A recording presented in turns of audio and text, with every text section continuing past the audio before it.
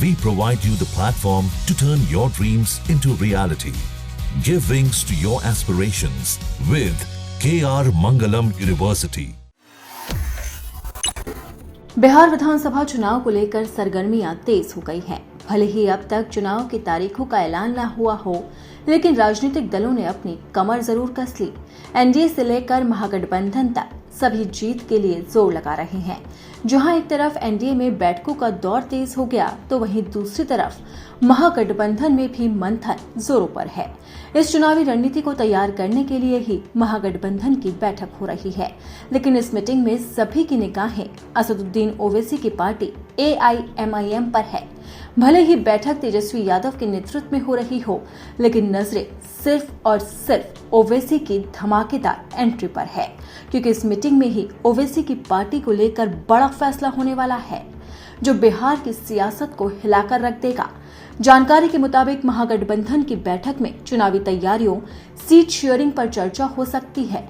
साझा चुनाव प्रचार अभियान, कॉमन मिनिमम प्रोग्राम की रूपरेखा भी तय हो सकती है। इसके अलावा बूथ स्तर पर सहयोगी दलों में समन्वय रहे, इस पर बातचीत होगी। हालांकि इस बैठक की मुख्य चर्चा ओवैसी पर है। कहा जा रहा है कि असदुद्दीन ओवैसी की AIMIM से गठबंधन करना है या नहीं करना, इस पर चर्चा हो सकती है। दरअसल ओवैसी की पार्टी की तरफ से गठबंधन के लिए आरजेडी को प्रस्ताव भेजा गया है। इस प्रस्ताव के बाद माना जा रहा है कि ओवैसी बिहार चुनाव में महागठबंधन का हिस्सा हो सकते हैं। अगर ऐसा होता है तो एनडीए की मुश्किलें बढ़ सकती है। जिस तरह से ऑपरेशन सिंदूर के बाद ओवैसी ने इंडिया गुट के अन्य दलों के मुकाबले खुद को जिम्मेदार राष्ट्रभक्त के रूप में पेश किया, उससे उनकी लोकप्रियता काफी बढ़ गई है। बिहार के सीमांचल एरिया में AIMIM का प्रभाव जबरदस्त तरीके से फैला है। AIMIM ने शुरू में बिहार की 243 विधानसभा सीटों में से 50 से ज्यादा सीटों पर चुनाव लड़ने की योजना बनाई थी, लेकिन अब पार्टी की तरफ से महागठबंधन में शामिल होने के पूरी तरह से संकेत दिए गए हैं।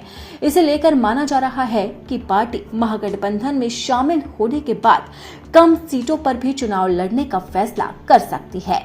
हालांकि अब तेजस्वी की बैठक में ओवैसी की महागठबंधन में एंट्री पर क्या फैसला होगा, ये देखना होगा। लेकिन ये बैठक ऐसे समय में हो रही है जब सहयोगी दल लगातार ज्यादा सीटों के लिए आरजेडी पर दबाव बना रहे हैं। बैठक में महागठबंधन में शामिल आरजेडी, कांग्रेस, विकासशील इंसान पार्टी, भाकपा माले, CPI, CPM के नेता मौजूद रहेंगे। कांग्रेस 70 या उससे ज्यादा सीटों की मांग कर रही है, वहीं भाकपा माले 45 तो विकासशील इंसान पार्टी 60 से ज्यादा सीटों पर अपना दावा ठोक रही है। हालांकि अभी तक ये साफ नहीं हुआ है कि किसे कितनी सीटें मिलेगी। अब सीट शेयरिंग पर कब पत्ते खुलेंगे, ये देखना होगा। फिलहाल तो सबकी निगाहें बिहार की सियासत में ओवैसी की धमाकेदार एंट्री पर टिकी है।